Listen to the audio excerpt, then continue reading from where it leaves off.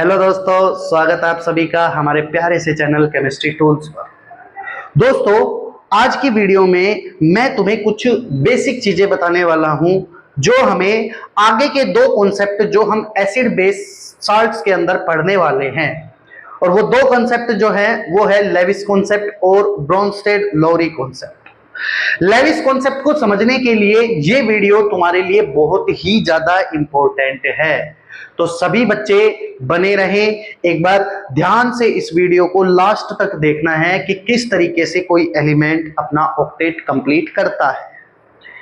तो शुरू करते हैं। देखो बेटा, मैं तुमको बताना चाहता हूं कि इस दुनिया के अंदर जब हम केमिस्ट्री पढ़ते हैं तो हम एलिमेंट्स की स्टडी करते हैं। तो हम क्या देखते हैं कि जो एलिमेंट्स होते हैं वो या तो फ्री स्टेट में एग्जिस्ट करते हैं या कंबाइंड स्टेट में एग्जिस्ट करते हैं। जब वो फ्री स्टेट में एग्जिस्ट करते हैं तो हम देखते हैं कि वो किसी के साथ नहीं जुड़े हुए होते हैं, वो अकेले ही रहते हैं। जैसे कि नोबल गैस, हीलियम है, नियोन है, आर्गन है, ये सारी की सारी नोबल गैसेस हैं। ये किसी के साथ कभी भी रिएक्ट नहीं करती है, ये हमेशा अकेला घूमना पसंद करती है। और दूसरी बात है, दूसरी जगह बहुत सारे एलिमेंट जो हैं वो अकेले रहना पसंद नहीं करते, वो किसी ना किसी के साथ जुड़े हुए मिलते हैं, हमें कंबाइंड फॉर्म के अंदर मिलते हैं। तो क्या कभी तुमने सोचा है कि ये एलिमेंट्स आपस में जुड़ते ही क्यों हैं? सर हमें बताओ जरा कि क्यों जुड़ते हैं कोई एलिमेंट, क्या जरूरत पड़ गई उसको जुड़ने की? तो मैं तुमको बता देना चाहता हूं कि इसके पीछे एक रूल आता है जिसको हम बोलते हैं ऑक्टेट रूल। और ऑक्टेट रूल कहता है कि कोई भी एलिमेंट ये चाहता है कि उसकी वैलेंस शेल में 8 इलेक्ट्रॉन प्रेजेंट हो तो वो स्टेबल हो जाए। और इसी 8 इलेक्ट्रॉन को कंप्लीट करने के लिए हर एक एलिमेंट बेटा 3 रास्ते अपनाता है। उसमें से पहला रास्ता है बाय लॉस ऑफ इलेक्ट्रॉन, दूसरा है बाय गेन ऑफ इलेक्ट्रॉन, और तीसरा हमारे पास है बाय शेयरिंग ऑफ इलेक्ट्रॉन। ये 3 रास्ते अपनाकर कोई एलिमेंट क्या कर सकता है? अपना ऑक्टेट कंप्लीट कर सकता है। तो अब हमें ये तीनों ही रास्ते देखने हैं कि इनको कैसे फॉलो किया करता है कोई एलिमेंट और कैसे अपना ऑक्टेट कंप्लीट करता है। तो देखो, पहला रास्ता हम देखने जा रहे हैं बाय लॉस ऑफ इलेक्ट्रॉन। इसको समझने के लिए बेटा मैं तुम्हारे सामने एक एग्जांपल ले रहा हूं सोडियम का। सोडियम का जो एटॉमिक नंबर होता है वो 11 होता है, और तुम्हें पता होना चाहिए कि जिस भी एलिमेंट का जो एटॉमिक नंबर होता है उसके पास उतने ही इलेक्ट्रॉन प्रेजेंट होते हैं। तो इसके हिसाब से मैं इसका इलेक्ट्रॉनिक कॉन्फ़िगरेशन जब लिखने जाऊंगा तो वो आएगा 281। ठीक है सर।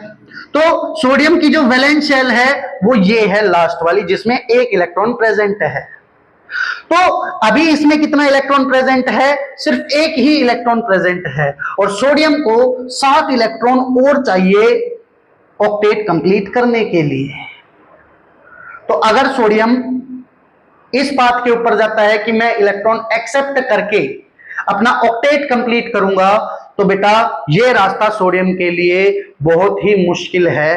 क्यों मुश्किल है? क्योंकि अगर सोडियम ने 7 इलेक्ट्रॉन एक्सेप्ट कर भी लिए तो उससे क्या हो जाएगा? जो आने वाले 7 इलेक्ट्रॉन्स हैं वो आपस में रिपल्शन करने लग जाएंगे, और रिपल्शन करके सोडियम को अनस्टेबल कर देंगे, और बहुत ही ज्यादा अनस्टेबल कर देंगे, जिसकी वजह से सोडियम इस रास्ते को नहीं चुनता है।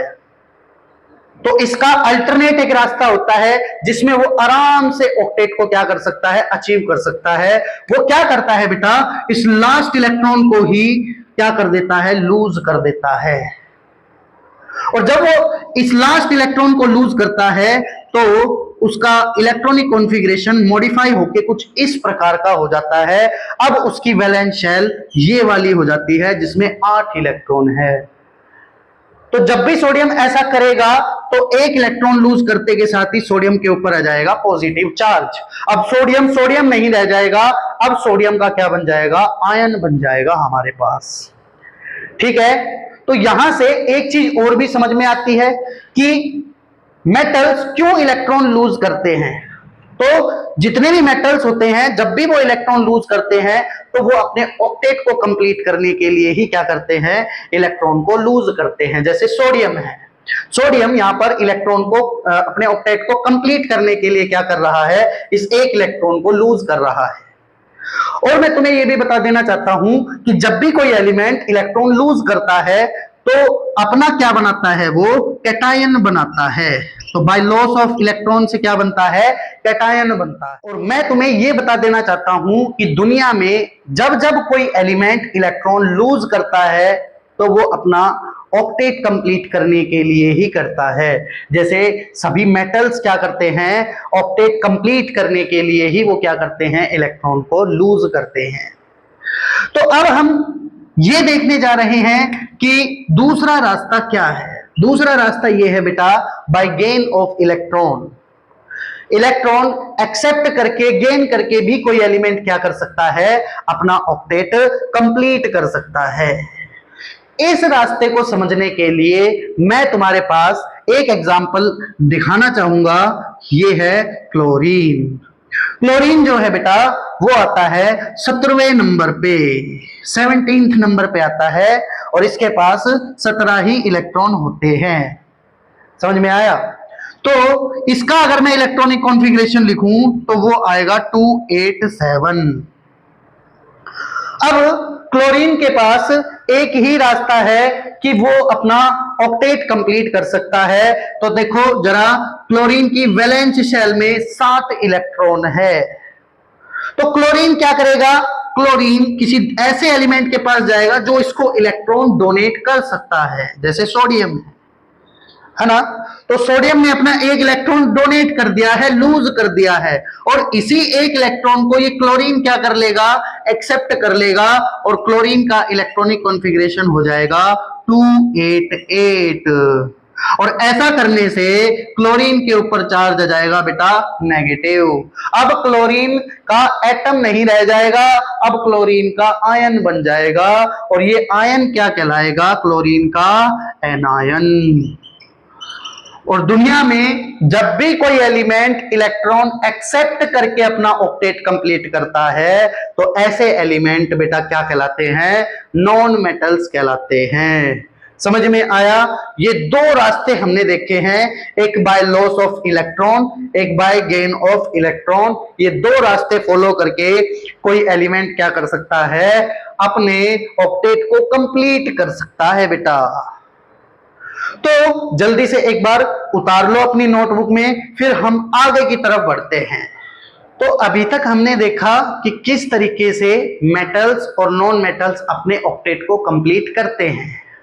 बेटा यहां पर एक चीज और बताना चाहूंगा मैं तुम्हें कि जब भी मेटल और नॉन मेटल्स आपस में कांटेक्ट में आते हैं तो वो एक दूसरे के साथ रिएक्ट करते हैं, और रिएक्ट करने के दौरान होता क्या है, जो मेटल होता है वो इलेक्ट्रॉन को लॉस करता है, इलेक्ट्रॉन का लॉस करता है, और जो नॉन मेटल होता है वो उसी के द्वारा दिया गया इलेक्ट्रॉन क्या कर लेता है, एक्सेप्ट कर लेता है, और दोनों के ऑक्टेट कंप्लीट हो जाते हैं, और मेटल और नॉन मेटल आपस में मिलकर क्या बना लेते हैं, कोई कंपाउंड बना लेते हैं। जब भी ऐसी प्रक्रिया होती है, ऐसी प्रोसेस होती है या ऐसी रिएक्शन होती है तो उस दौरान मेटल और नॉन मेटल के बीच में एक बॉन्ड बनता है जिसको हम बोलते हैं आयोनिक बॉन्ड। और ऐसे केमिकल कंपाउंड्स जिनके अंदर आयोनिक बॉन्ड बनता है, ऐसे केमिकल कंपाउंड्स को बोला जाता है आयोनिक कंपाउंड्स। ठीक है, मेरी बात समझ में आई बेटा कि क्यों मेटल इलेक्ट्रॉन लूज करते हैं और क्यों नॉन मेटल इलेक्ट्रॉन एक्सेप्ट करते हैं। समझ में आया? अब हम समझने जा रहे हैं किस तरीके से शेयरिंग से कोई भी एलिमेंट अपना ऑक्टेट कंप्लीट करता है। तो जरा ध्यान से देखो, ये वाला रास्ता कब कोई एलिमेंट अपनाता है, ये वाला रास्ता बेटा जब अपनाया जाएगा जब कोई भी दो एलिमेंट या दो से अधिक एलिमेंट ऐसे हों जो आपस में जुड़ने जा रहे हों, और वो होने चाहिए नॉन मेटल, है ना। जैसे मैं एग्जांपल दे रहा हूं तुम्हारे सामने ऑक्सीजन मॉलिक्यूल का, ठीक है। ऑक्सीजन के मॉलिक्यूल के अंदर अगर मैं देखने जाऊं तो दोनों के दोनों क्या हैं, ऑक्सीजन के ही एटम हैं। अब यहां पर होगा क्या, यहां पर दोनों को ही रिक्वायरमेंट है अपना ऑक्टेट कंप्लीट करने की, ठीक है। लेकिन यहां पर दिक्कत ये आ रही है कि ये दोनों नॉन मेटल है और नॉन मेटल इलेक्ट्रॉन लूज नहीं कर सकते। तो इन दोनों के सामने ये एक ऐसी सिचुएशन आकर खड़ी हो जाती है कि अब हम ऑक्टेट को कैसे कंप्लीट करें। तो यहां पर शेयरिंग एक कॉन्सेप्ट आता है जिससे हम ये समझते हैं कि कोई भी दो नॉन मेटल जब आपस में जुड़ने के लिए आते हैं तो किस तरीके से उनके बीच में शेयरिंग होती है, ठीक है। तो देखो बेटा, शेयरिंग का मतलब होता है आधा आधा लेना, है ना। आधा तू ले चुन्नू बेटा, आधा तू ले मुन्नू बेटा। तो देखो ध्यान से, अगर मैं ऑक्सीजन का इलेक्ट्रॉनिक कॉन्फ़िगरेशन देखने जाऊं तो होता है 2 और 6, क्योंकि ऑक्सीजन 8वें नंबर पे आता है और 8वें नंबर पे आने की वजह से 8 इलेक्ट्रॉन होने की वजह से उसका इलेक्ट्रॉनिक कॉन्फ़िगरेशन ऐसा होता है। और ऑक्सीजन के वैलेंस शेल में कितने इलेक्ट्रॉन होते हैं, 6 इलेक्ट्रॉन होते हैं। तो हम यहां पर शेयरिंग किस तरीके से करवाते हैं, मैं 6 इलेक्ट्रॉन यहां पर कुछ इस तरीके से बना दूंगा, ये लो जी। ठीक इसी तरीके से 6 इलेक्ट्रॉन इस ऑक्सीजन पर भी बना दूंगा और तुम्हें भी ऐसा ही करना है। जो भी वैलेंस इलेक्ट्रॉन हो उन्हीं वैलेंस इलेक्ट्रॉन को उस एलिमेंट के चारों तरफ हमें इस तरीके से अरेंज कर लेना है। तो अब क्या होगा बेटा, ये ऑक्सीजन क्या कहेगा कि थोड़ी देर के लिए तू तेरे 2 इलेक्ट्रॉन मेरे घेरे में डाल दे। ऐसा करने से क्या होगा, देखो इस ऑक्सीजन के पास अब 8 इलेक्ट्रॉन कंप्लीट हो चुके हैं। तो देखो 2 2 4 2 6 और 2 8। फिर सेम टू सेम ये दूसरा ऑक्सीजन एटम भी करेगा इस तरीके से, ये लो जी।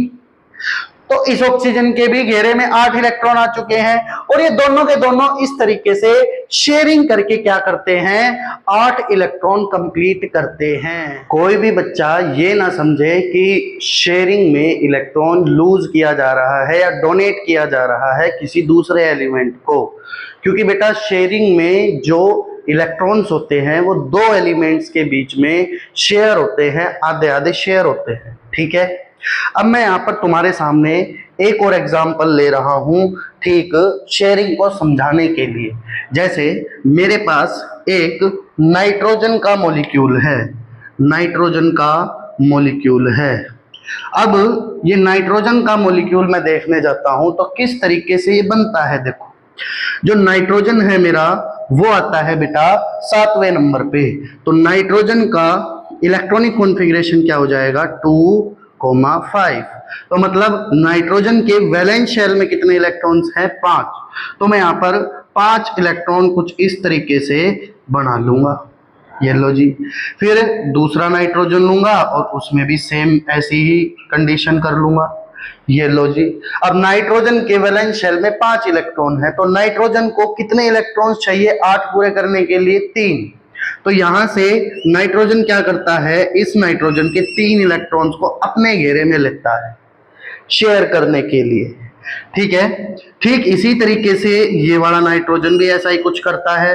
तो देखो अगर मैं दोनों के ही सर्कल में इलेक्ट्रॉन्स का काउंट करने जाऊंगा तो मुझे दिखेगा दोनों ही नाइट्रोजन के 8-8 इलेक्ट्रॉन कंप्लीट हो चुके हैं।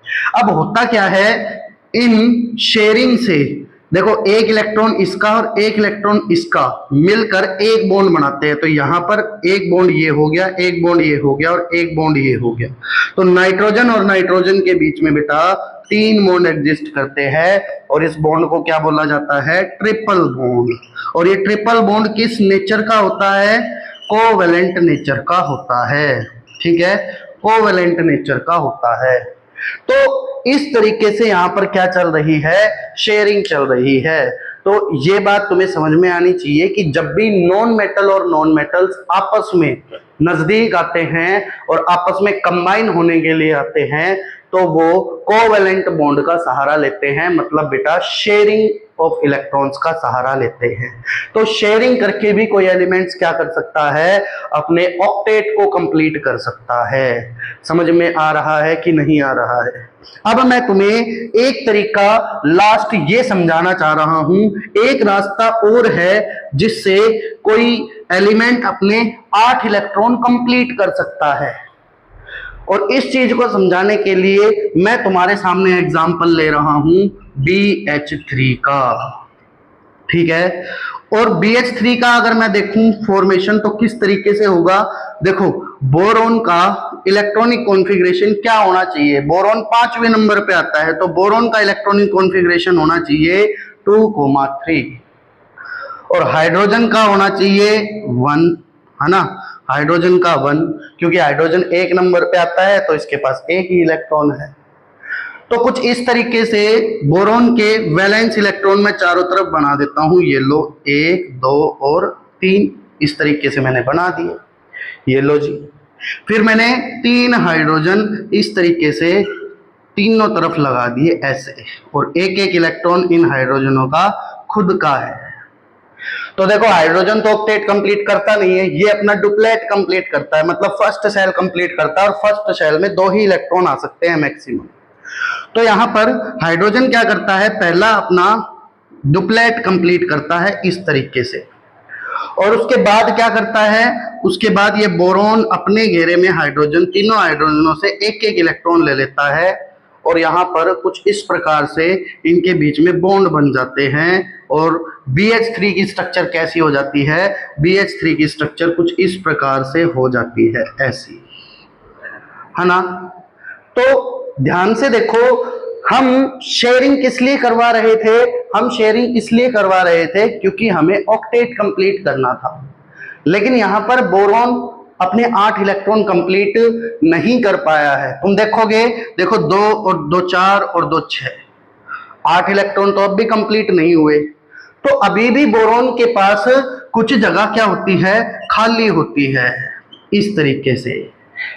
इसके पास कुछ ऑर्बिटल्स होते हैं, कुछ स्पेस होता है जो खाली रहता है, जिसमें ये दूसरों से इलेक्ट्रॉन क्या कर सकता है, अभी भी एक्सेप्ट कर सकता है, और ये इलेक्ट्रॉन एक्सेप्ट करके इन्हीं वैकेंट ऑर्बिटल्स में क्या कर सकता है, अपने ऑक्टेट को कंप्लीट कर सकता है।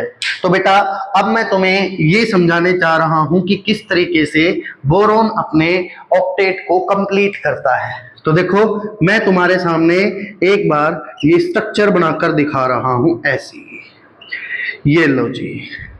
देखो बोरॉन के पास वैकेंट ऑर्बिटल्स हैं, अब इसके पास कोई दूसरा ऐसा केमिकल कंपाउंड आना चाहिए या एलिमेंट आना चाहिए जो इलेक्ट्रॉन रिच हो, जो इसको इलेक्ट्रॉन दे सके। जैसे मैं तुम्हारे सामने एग्जांपल लेकर चल रहा हूं H नेगेटिव का। तो हाइड्रोजन के पास एक इलेक्ट्रॉन होता है, एक इलेक्ट्रॉन उसने किसी दूसरे से ले रखा है, तो 2 इलेक्ट्रॉन है हाइड्रोजन के पास। अब ये जो आयन है इसको हाइड्रोजन नहीं बोलेंगे, इसको क्या बोलेंगे, इसको बोलेंगे हाइड्राइड आयन, हाइड्राइड आयन। ये जो हाइड्राइड आयन है ये क्या करता है, अपने ये जो इलेक्ट्रॉन है ये बोरॉन के वैकेंट ऑर्बिटल में क्या कर देता है, डोनेट कर देता है, जिससे बोरॉन की जो 2 इलेक्ट्रॉन की कमी थी वो पूरी हो जाती है।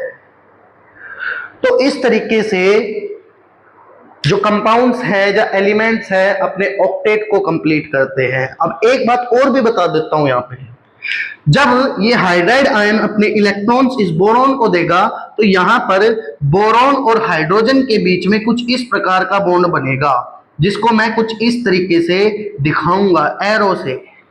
और ये जो बॉन्ड बना है ये बॉन्ड कैसा है, ये बॉन्ड है coordinate bond. Coordinate bond, coordinate bond क्या होता है बेटा, जिसमें एक एलिमेंट एक्सेप्ट करने वाला होता है और एक एलिमेंट इलेक्ट्रॉन डोनेट करने वाला होता है, और दोनों के बीच में इलेक्ट्रॉन डोनेशन से क्या होता है, एक बॉन्ड बनता है जिसको कोऑर्डिनेट बॉन्ड बोला जाता है। यह बॉन्ड तब बनता है जब एक के पास खाली स्पेस हो और एक के पास इलेक्ट्रॉन रिच हो, मतलब इलेक्ट्रॉन की भरमार हो।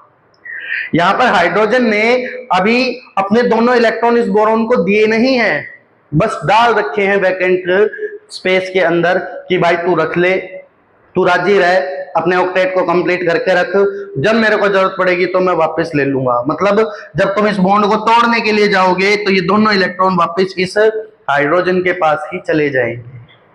तो इस तरीके से एलिमेंट ऐसे ऐसे रास्ते अपनाता है अपने ऑक्टेट को कंप्लीट करने के लिए।